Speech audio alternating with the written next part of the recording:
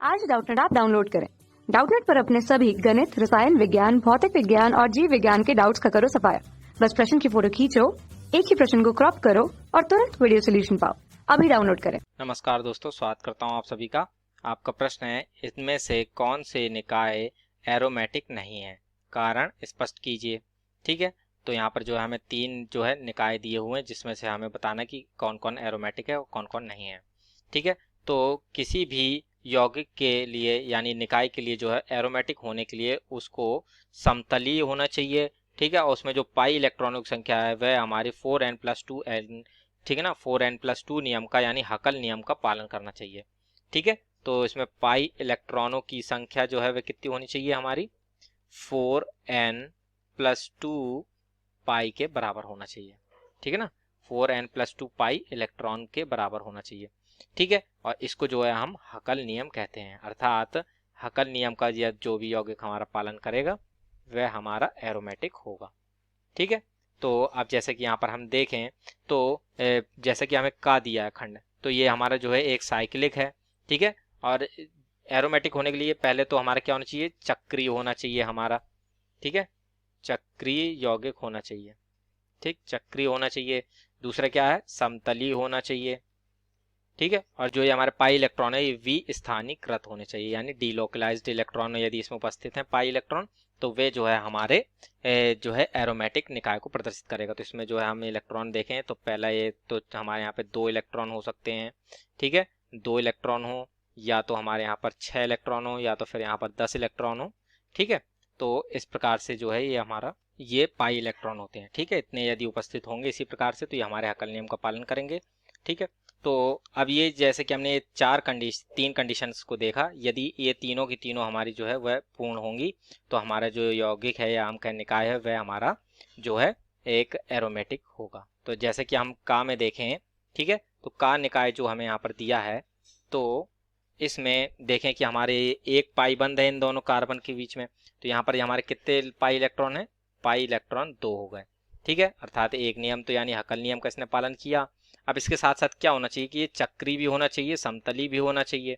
ठीक है, तो चक्री तो दिख ही रहा है कि ये जो है सभी प्रारंभिक कार्बन तथा अंतिम कार्बन जुड़ा है, तो ये तो चक्री हो गया। परंतु ये जब इसमें हम देखें तो ये जो हमारे कार्बन हैं, ठीक है, चूंकि यहाँ पर द्विबंध उपस्थित नहीं है इनके बीच में, ठीक है, तो अर्थात ये जो कोने के कार्बन, जो जितने भी कोने होते हैं ये हमारे कार्बन होते हैं। ठीक है, तो ये भी एक हमारा कार्बन है। तो देख सकते हैं हम कि कार्बन की ये 2 संयोजकताएं जो हैं वह इन दोनों कार्बन के द्वारा पूर्ण हो रही हैं, परंतु 2 जो बची हुई संयोजकताएं वे हमारी 2 हाइड्रोजन के द्वारा पूर्ण हो रही हैं यहाँ पर, अर्थात। ठीक है, तो जिसके कारण ये हमारे यहाँ पर sp3 संकरण यहाँ पर उपस्थित है। ठीक है, चूंकि यहाँ पर जो एक s कक्षक भाग ले रहा है, 3 p कक्षक भाग ले रहे हैं। ठीक है, जिसके फलस्वरूप ये हमारी जो है एक sp3 संकरण को यहाँ प्रदर्शित कर रहा है, परंतु जो समतली होने के लिए जो है वह सदैव sp2 संकरण होना चाहिए।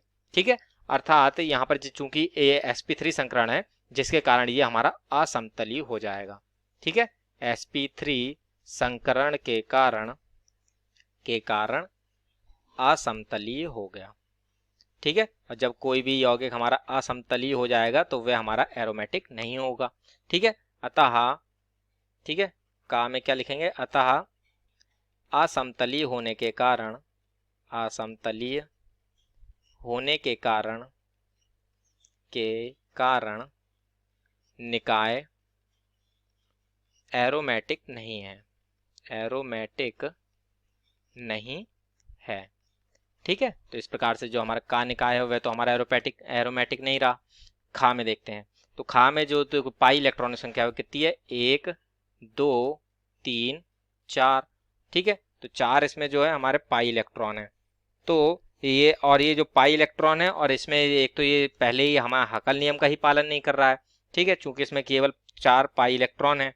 ठीक है, और ये जो हमारे यहाँ पर जो उपस्थित कार्बन है ये हमारा sp3 हाइब्रिडाइज है, अर्थात sp3 संकरण वाला कार्बन है।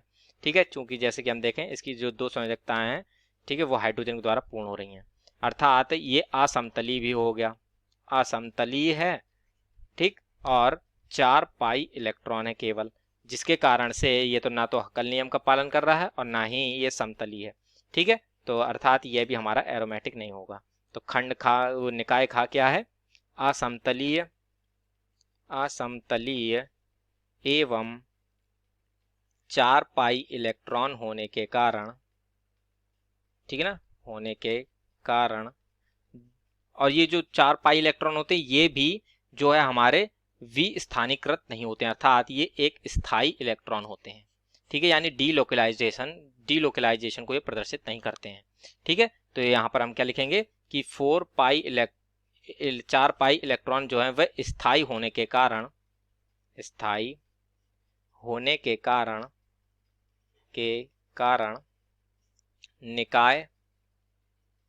निकाय जो हमें खा दिया है, ठीक है ना, निकाय एरोमेटिक नहीं है, ठीक है ना, एरोमेटिक नहीं है, ठीक है। तो इस प्रकार से ये जो है खंड खा भी हमारा जो ये निकाय खा था वह भी एरोमेटिक नहीं है। तथा तीसरा और जो ये अंतिम हमें दिया है निकाय, ठीक है, तो इसमें जो हमारे पहले हम देखें तो पाई इलेक्ट्रॉन कितने हैं, 1 2 3 4 5 6 7 8, ठीक है। तो इसमें हमारे जो पाई इलेक्ट्रॉन है वह 8 हैं, और ये जो हमारा संरचना है, निकाय है, ये हमारा असमतलीय संरचना बनाता है, अर्थात चूंकि ये असमतलीय हो गया जिसके कारण ये जो है हमारी यहाँ पर ये जो है एरोमेटिक संरचना का निर्माण नहीं करेगा, ठीक है। तो आइए इसको यहाँ पर हम लिख लेते हैं यौगिक, ठीक है ना, यौगिक बना लेते हैं हम यहाँ पर, ठीक है। ये इस प्रकार से हमारा यौगिक है, ठीक है, और ये इनमें जो है द्विबंध उपस्थित हैं, ठीक है। तो यौगिक ये समतलीय नहीं है, समतलीय नहीं है, अतः यह एरोमेटिक, ठीक है ना, अतः यह एरोमेटिक नहीं होगा, ठीक है। तो इस प्रकार से हमने ये देखा कि तीनों ही निकाय यहाँ पर जो है वह हमारे जो आवश्यक शर्तें हैं एरोमेटिक तक के लिए उनको पूर्ण नहीं कर रहे हैं, अर्थात ये तीनों ही हमारे जो है वह एरोमेटिक नहीं है, ठीक है।